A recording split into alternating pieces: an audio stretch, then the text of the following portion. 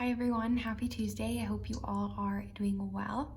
This week I am wrapping up the online theology course that I'm taking, so I'm kind of in finals mode. The class is ecclesiology, which I've absolutely loved and I've learned so much over the course of the semester. Our studies have focused largely on the Second Vatican Council and the documents from that council that define who the church is and what the church's mission is in the world. So my final paper, which is slowly but surely in progress, is based on Pope Francis's encyclical Fratelli Tutti that he published in the fall of 2020. And in this encyclical, I think that Pope Francis offers a really beautiful vision of the church. And so I just wanted to share some of my thoughts from that document with all of you. So first, an aim that Pope Francis has in this encyclical is to engage with the world that we're living in a positive way. And this might seem kind of obvious to us, like why wouldn't he engage with it in a positive way? But this is actually reflective of a really significant shift that took place at Vatican II.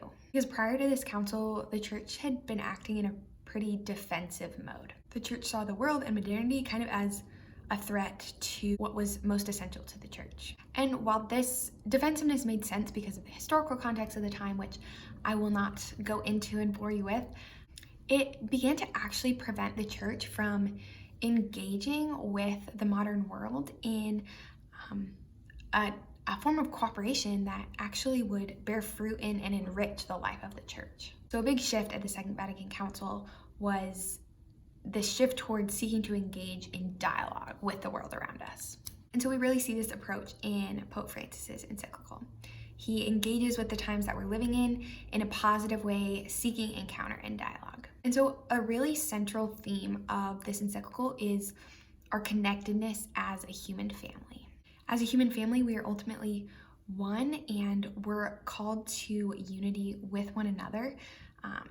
Although in the world that we're living in, these relationships have been broken by sin.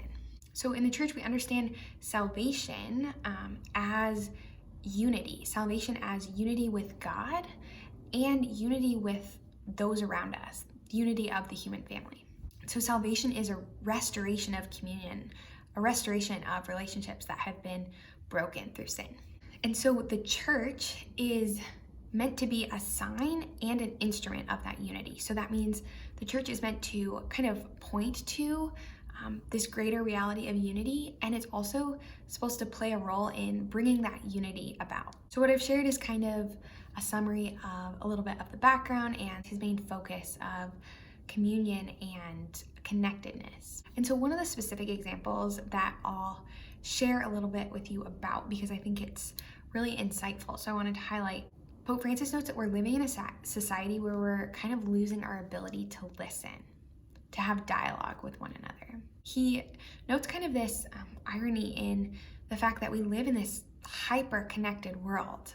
We can send messages to one another instantaneously. We don't have to wait. We don't have to even call them on the phone. But we're so used to kind of having things be done on demand, receiving things on demand. And so we're connected in this way to one another, but it's not true connection, because through a screen we can rarely engage in authentic encounter and authentic dialogue. And so instead we're living this life that's focused so inwards, focused so much on our own selves that we can start to become indifferent to the people around us. I'll share a quote in which Pope Francis describes this. He says, quote, "A new lifestyle is emerging, where we create only what we want and exclude all that we cannot control or know instantly and superficially."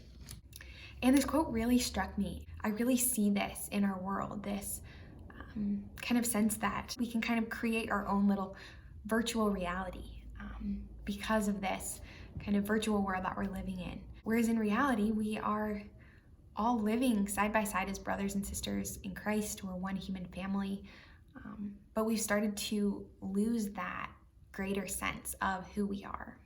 And so there is hope, and Pope Francis, while he again acknowledges some of the ways that modernity kind of threatens the mission of the church to bring this unity about, he also points to these areas of hope that do exist in our world. When we choose to live with the mutual and universal concern for others, when we make ourselves a neighbor to others, when we orient our economic and political system towards their ultimate ends of human dignity and the common good, when we're formed and guided by charity or love, these are all choices that we can make throughout our daily lives to kind of reform a society in which we recognize our interdependence and connectedness. So those are just a few thoughts from Pope Francis's encyclical, but I hope this kind of prompts some reflection, thoughts about who the church is, what the church is called to be a sign of and bring about in the world that we live in. So yeah, I'll leave you with that for today, and I'll look forward to talking with you again next week.